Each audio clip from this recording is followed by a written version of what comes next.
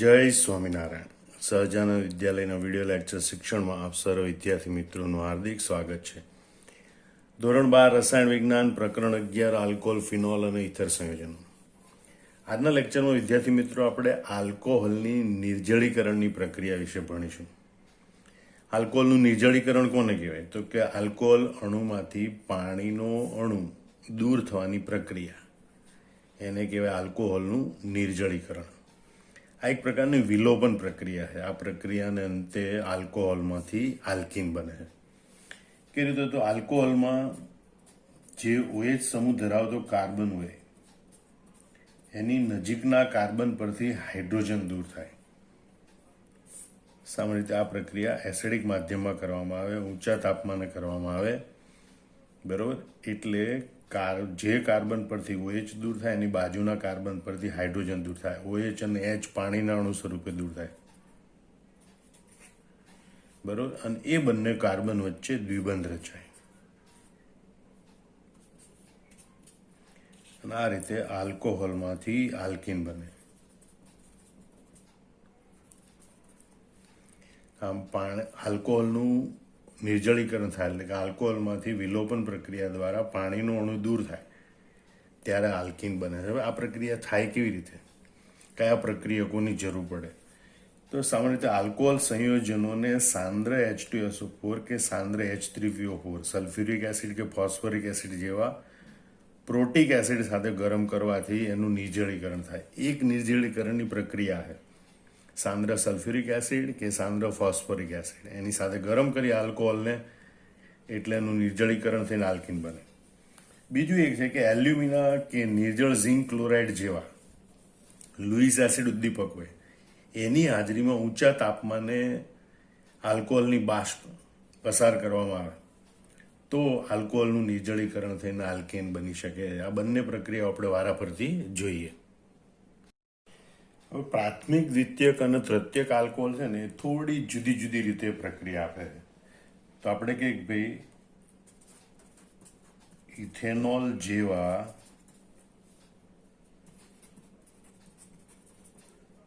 પ્રાથમિક આલ્કોહોલને સાંદ્ર H2SO4 સાથે 443 kelvin તાપમાને ગરમ કરતા તે નિર્જળીકરણ પામી ને આલ્કીન તરીકે ઇથીન બનાવે છે. આ પ્રક્રિયા આપણે આવી રીતે લખી શકીએ કે CH3CH2OH સાંદ્ર H2SO4 ની હાજરીમાં પ્રક્રિયા થાય. 443 કેલ્વિન તાપમાને પ્રક્રિયા થાય. પહેલા કાર્બન ઉપરથી OH અને બાજુના કાર્બન પરથી H એટલે કે પાણીનો અણુ દૂર થાય અને બંને કાર્બન વચ્ચે દ્વિબંધ રચાય એટલે કે H2C double bond CH2 ethene બને. આમ આપણે જોઈ શકીએ કે ભાઈ ઇથેનોલ છે એમાંથી ઇથીન બને છે. હવે આ પ્રાથમિક આલ્કોહોલનું જે નિર્જળીકરણ કર્યું એની સરખામણીમાં દ્વિતીયક અને તૃતીયક આલ્કોહોલનું નિર્જળીકરણ સરળ છે. અને એટલે દ્વિતીયક અને તૃતીયક આલ્કોહોલનું નિર્જળીકરણ એ પ્રમાણમાં મંદ પરિસ્થિતિમાં થાય છે. એનો મતલબ કે સાંદ્ર H2SO4 ને બદલે ફોસ્ફોરિક એસિડ અને તાપમાન પણ થોડું નીચું હોય તો ચાલે. એટલે દ્વિતીયક આલ્કોહોલનું આપણે ઉદાહરણ લઈએ. CH3CH3OH પ્રોપેન 2 જેવો દ્વિતીયક આલ્કોહોલ હોય તો એની 85% ફોસ્ફોરિક એસિડનું દ્રાવણ એની સાથે 440 કેલ્વિન તાપમાને પ્રક્રિયા કરવામાં આવે તો પણ એનું નિર્જળીકરણ થાય. અહીંથી OH અને બાજુના કાર્બન ઉપરથી H એટલે કે પાણીનો અણુ દૂર થાય અને પહેલા બીજા કાર્બન વચ્ચે દ્વિબંધ રચાય એટલે CH3CH ડબલ બોન્ડ CH2. અહીંથી એક હાઇડ્રોજન ગયો એટલે CH2 વધે. કાર્બન વચ્ચે દ્વિબંધ રચાય અને વચ્ચેના કાર્બન પરથી OH દૂર થાય અને આ રીતે આપણને પ્રોપીન પ્રાપ્ત થાય. હવે આપણે જોઈએ તૃતીયક આલ્કોહોલનું એક ઉદાહરણ, CH3C CH3CH3OH, બરોબર, 2 મિથાઇલ પ્રોપેન 2 ઓલ, અથવા તો કહેવાય તૃતીયક બ્યુટાઇલ આલ્કોહોલ. આ તૃતીયક આલ્કોહોલ છે, બરોબર. એના માટે તો હજી પણ મંદ પરિસ્થિતિ હોય તો પણ પ્રક્રિયા થાય, એટલે કે 20% સાંદ્રતા ધરાવતું ફોસ્ફોરિક એસિડનું દ્રાવણ H3PO4નું દ્રાવણ, અને તાપમાન પણ નીચું 440 કરતાં ઓછું, એટલે કે 358 કેલ્વિન તાપમાને આ પ્રક્રિયા કરવામાં આવે તો પણ OH સમૂહ અને બાજુના કાર્બન પરથી હાઇડ્રોજન દૂર થાય, બરાબર, એટલે કે પાણીનું અણુ દૂર થાય. અને આ રીતે CH3CCH3 કાર્બન ઉપરથી OH દૂર થાય, બીજા કાર્બન ઉપરથી H દૂર થાય, એમની વચ્ચે ડબલ બોન્ડ રચાય, CH2, બરોબર, 2 મિથાઇલ પ્રોપ 1 ઇન, બરાબર, અથવા 2 મિથાઇલ પ્રોપીન. આ રીતે આલ્કીન નિપજ મળે છે. પણ દ્વિતીયક અને તૃતીયક આલ્કોહોલ માટે તમે જોઈ શકો કે પ્રક્રિયા પરિસ્થિતિ મંદ હોય તો પણ ચાલે. ફરીથી બરોબર મગજમાં ગોઠવી લો કે ઇથેનોલ જેવો પ્રાથમિક આલ્કોહોલ હોય તો પ્રક્રિયા પરિસ્થિતિમાં સાંદ્ર H2SO4 443 કેલ્વિન તાપમાન આ પ્રોટિક એસિડ છે એની હાજરીમાં પ્રક્રિયા કરીએ તો ઇથિન બને.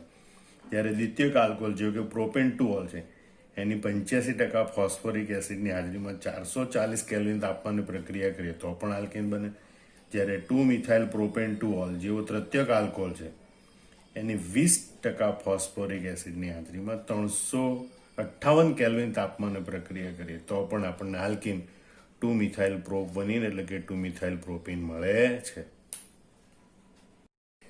આમ આલ્કોહોલની સાપેક્ષ નિર્જળીકરણની પ્રક્રિયાની સરળતાનો ક્રમ તૃતીયક આલ્કોહોલ ગ્રેટર દેન દ્વિતીયક આલ્કોહોલ ગ્રેટર દેન પ્રાથમિક આલ્કોહોલ, એટલે કે નિર્જળીકરણની પ્રક્રિયા તૃતીયક આલ્કોહોલ ખૂબ સરળતાથી આપે છે, દ્વિતીયક આલ્કોહોલ એના કરતાં ઓછી સરળતાથી આપે છે, પ્રાથમિક આલ્કોહોલ છે પ્રબળ પ્રક્રિયા પરિસ્થિતિમાં નિર્જળીકરણની પ્રક્રિયા આપે છે. અહીં આપણે આલ્કોહોલના નિર્જળીકરણની ક્રિયાવિધિ 3 તબક્કામાં દર્શાવી શકાય, બરોબર. આપણે એના માટે ઇથેનોલનું ઉદાહરણ લઈશું કે ભાઈ ઇથેનોલના નિર્જળીકરણની ક્રિયાવિધિ આપણે 3 તબક્કામાં દર્શાવીશું.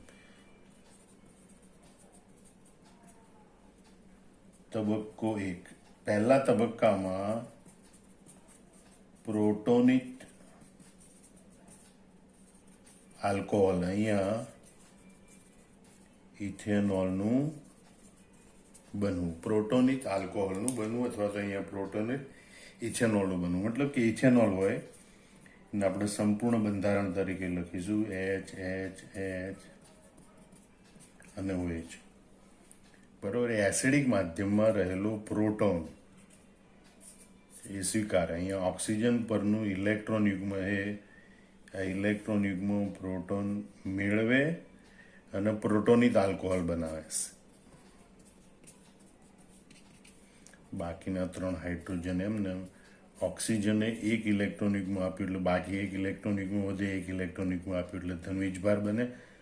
ઓક્સિજન પાસે 1 હાઇડ્રોજન બંધથી જોડાયેલો હતો, બરોબર. બીજો હાઇડ્રોજન ઓક્સિજને જે ઇલેક્ટ્રોન યુગ્મ આપ્યું એના વડે જોડાય, એટલે આમાં ઓક્સિજન ઉપર 1 હાઇડ્રોજન જોડાયેલો છે, એને બદલે અહીંયા 2 હાઇડ્રોજન જોડાયેલા છે અને ઓક્સિજન ઉપર ધન વીજભાર હોય.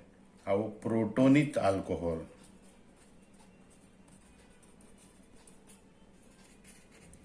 પ્રથમ તબક્કામાં બને છે, જેને ઓક્ઝોનિયમ આયન પણ કહેવાય. ઇથેનોલમાંથી બનેલો છે એટલે એને કહેવાય ઇથાઇલ ઓક્ઝોનિયમ આયન. આ જે ધન આયન બન્યો છે એને કહેવાય ઇથાઇલ ઓક્ઝોનિયમ આયન. આમ તમે જોઈ શકો ભાઈ ઇથેનોલ છે એ પ્રોટોન સ્વીકારી પ્રોટોનિક આલ્કોહોલમાં ફેરવાય છે, જે આયન બને છે એને ઇથાઇલ ઓક્ઝોનિયમ આયન તરીકે ઓળખવામાં આવે છે. હવે આપણે જોઈએ તબક્કો 2. બીજા તબક્કામાં કાર્બોકેટાઇનનું બનવું.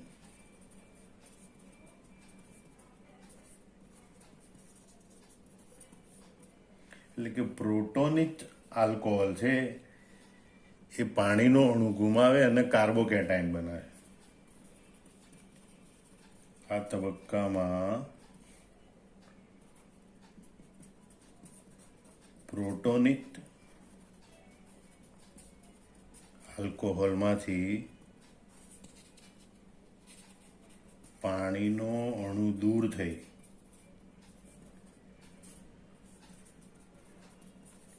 કાર્બોકેટાયન બને.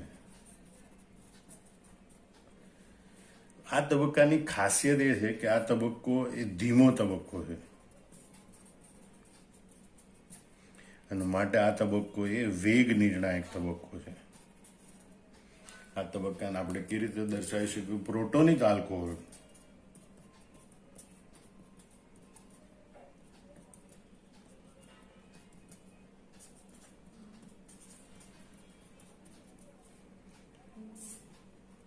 એ ધીમા તબક્કા દ્વારા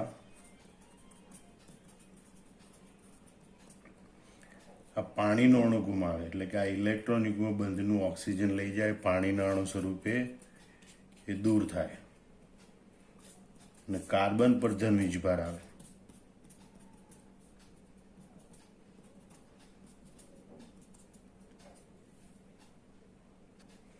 આ રીતે કાર્બોકેટાયન તરીકે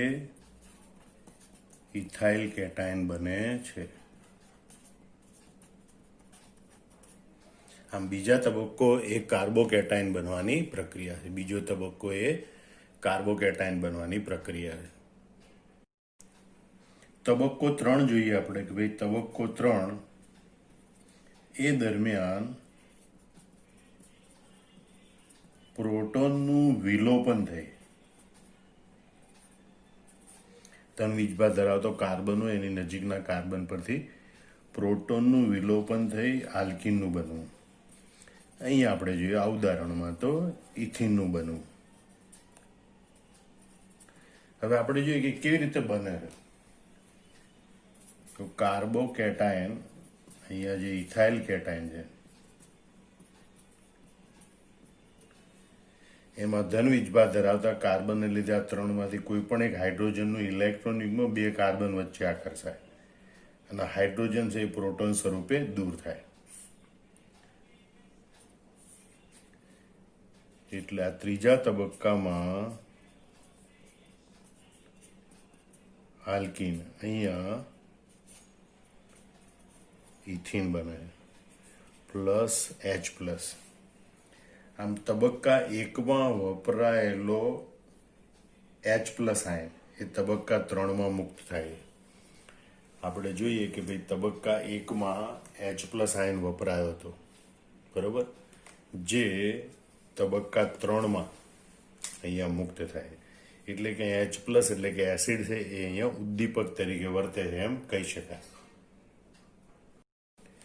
આમ આ નિર્જળીકરણ પ્રક્રિયાની જે ક્રિયાવિધિ જોઈ એની મુખ્ય ખાસિયતો આપણે આ પ્રમાણે લખી શકીએ કે તબક્કા 1માં વપરાયેલો એસિડ એ તબક્કા 3માં મુક્ત થાય છે. એટલે કે આ પ્રક્રિયામાં પ્રોટોનિક એસિડ, સાંદ્ર સલ્ફ્યુરિક એસિડ કે સાંદ્ર ફોસ્ફોરિક એસિડ એ ઉદ્દીપક તરીકેનું કાર્ય કરે છે.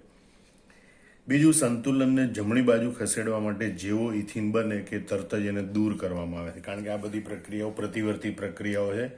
ઇથિન બને તરત જ દૂર થાય તો સંતુલન પુરોગામી દિશામાં આગળ વધે એનું વધુ ને વધુ નિપજ મેળવી શકાય. પણ એ તૃતીયક કાર્બોકેટાયનો છે એ અહીંયા સૌથી વધુ સ્થાયી હોય છે અને મધ્યવર્તી વેગ નિર્ણાયક તબક્કામાં અહીંયા કાર્બોકેટાયન બને અને તેથી તેઓ પ્રાથમિક અને દ્વિતીય કાર્બોકેટાયન કરતાં વધુ સરળતાથી બને. તૃતીય કાર્બોકેટાયન વધુ સ્થાયી છે, એ પ્રાથમિક અને દ્વિતીય કાર્બોકેટાયન કરતાં વધુ સરળતાથી બને. આમ તૃતીયક આલ્કોહોલ સંયોજનનું નિર્જળીકરણ એ સૌથી સરળ હોય છે, પછી દ્વિતીયકનું એના કરતાં મુશ્કેલ, પ્રાથમિકનું એના કરતાં મુશ્કેલ હોય છે. જો આલ્કોહોલનું Al2O3 ઉદ્દીપકની હાજરીમાં નિર્જળીકરણ કરવામાં આવે તો બે જુદી જુદી રીતે નિપજ મળે છે. આલ્કોહોલની બાષ્પને ગરમ એલ્યુમિના પરથી પસાર કરતા જુદા જુદા તાપમાને જુદી જુદી નિપજ મળે છે. જેમ કે 673 કેલ્વિન તાપમાને ગરમ એલ્યુમિના પરથી ઇથેનોલની બાષ્પને પસાર કરવામાં આવે તો આંતઃ આણવીય એટલે કે અણુમાં અંદરો અંદર જ પાણીનો અણુ દૂર થઈ એટલે કે આંતઃ આણવીય નિર્જળીકરણ થઈ આલ્કીન બને.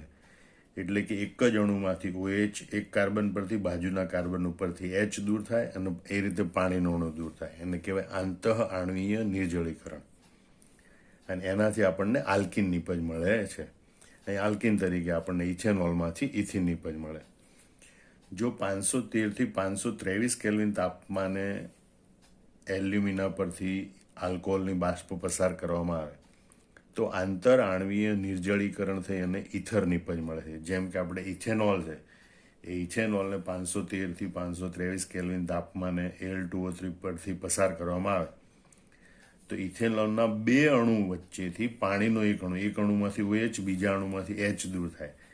આમ બે અણુ વચ્ચેથી એટલે કે આંતરઆણ્વીય નિર્જળીકરણ થઈ અને પાણીનો અણુ દૂર થાય, અને એ રીતે આપણને નિપજ તરીકે ડાયઇથાઇલ ઇથર મળે છે.